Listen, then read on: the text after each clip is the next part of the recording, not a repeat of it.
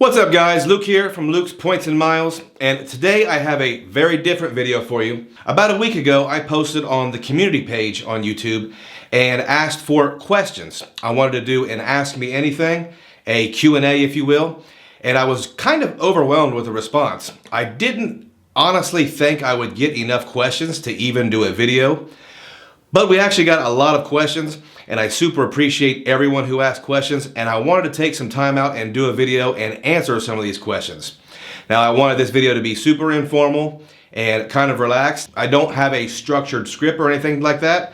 I want to read some of your questions and kind of answer them off the cuff without doing any research and without any preparation. So it's completely authentic. But first, guys, if you are new to the channel, we talk about credit cards, points, miles, cashback, and travel.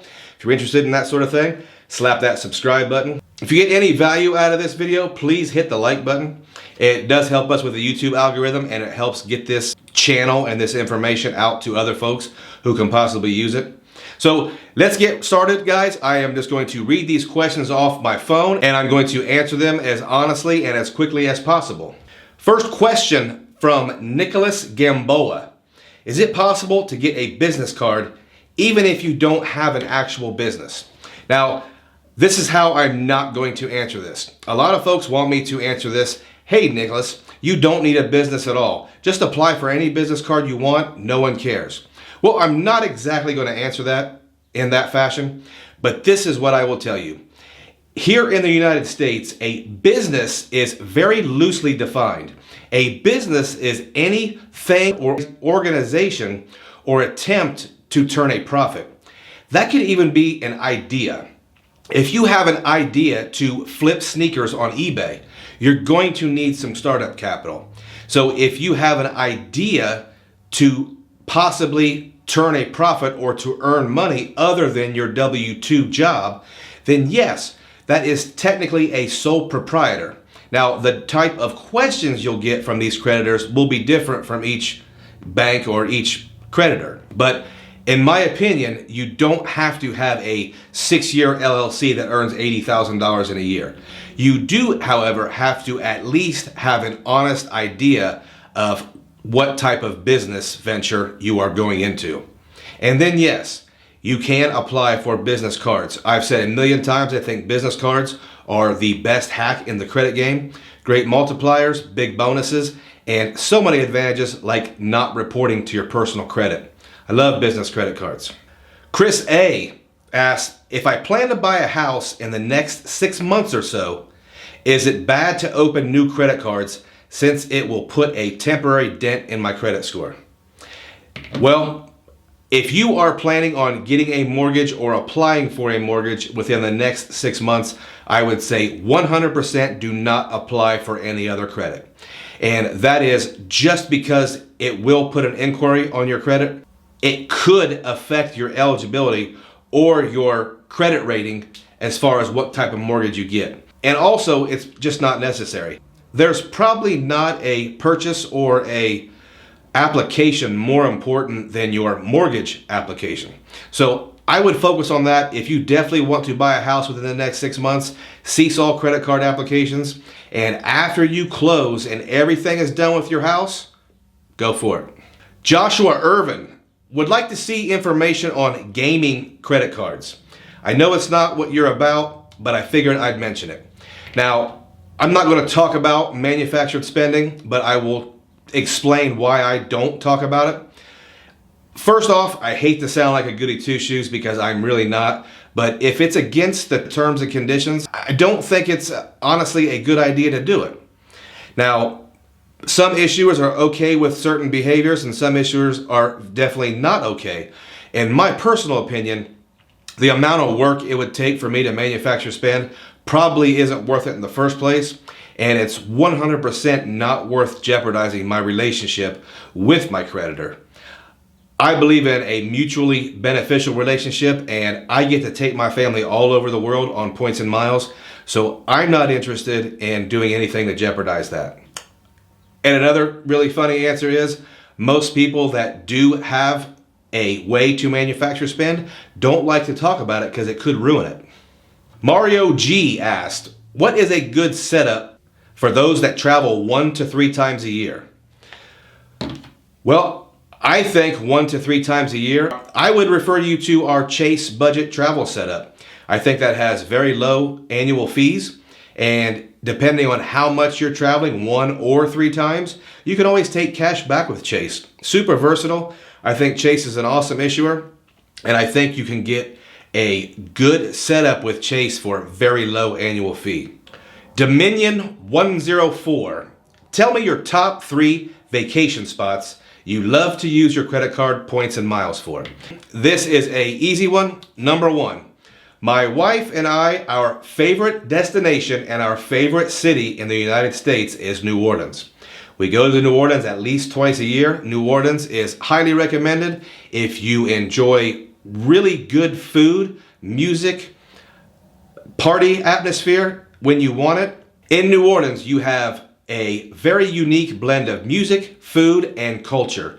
You have an Afro-Caribbean, French, Spanish culture all mixed in with the American, and I think it gives you a crazy cool experience, and there's so much fun stuff to do there. Number 2, myself and my family, we go to South Florida at least twice a year. And when I say South Florida, I mean Miami up to Fort Lauderdale. My wife really wants to go to the Gulf Coast, but I like Miami and Fort Lauderdale because I really like that Latin flavor and just that whole Miami vibe. So Miami definitely number 2. Number 3, this is easy because right now it's something that's kind of a requisite for every big time dad. I like short Disney vacations.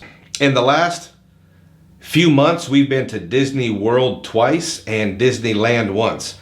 And when I say short trips, I can do 2 or 3 nights.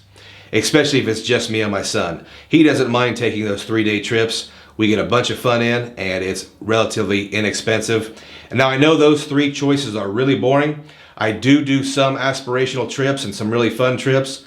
Last year I went to Dubai and Qatar Q Suites, but that's not my favorite thing to do. My favorite thing to do is to use those points and miles to really get great experiences for myself and my family. Velmar asked, have you ever stayed in Miami?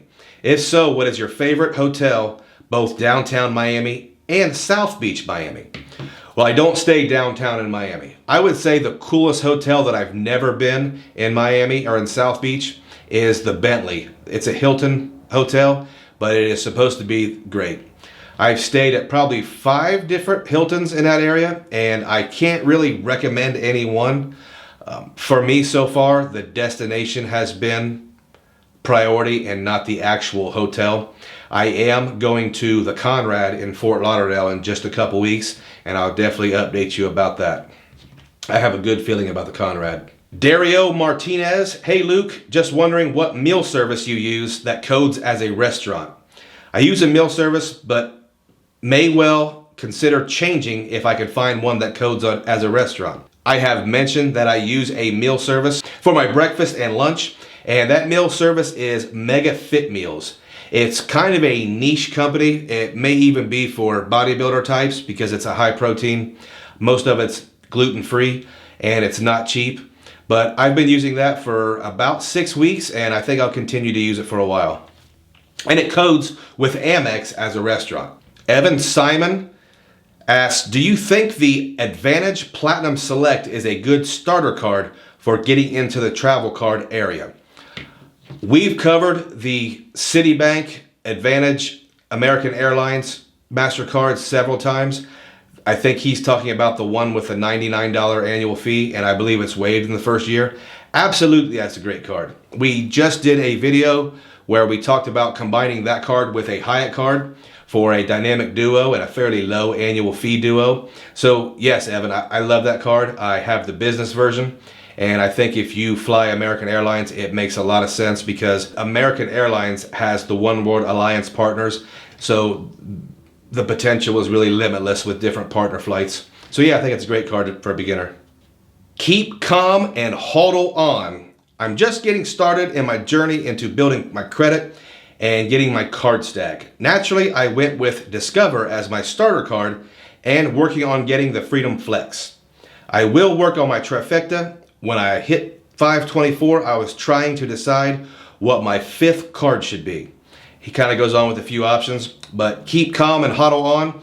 I would say like this. I would have a very vague long-term plan, but I would not select specific cards just yet. You have the Discover card, which I always think is a great first card.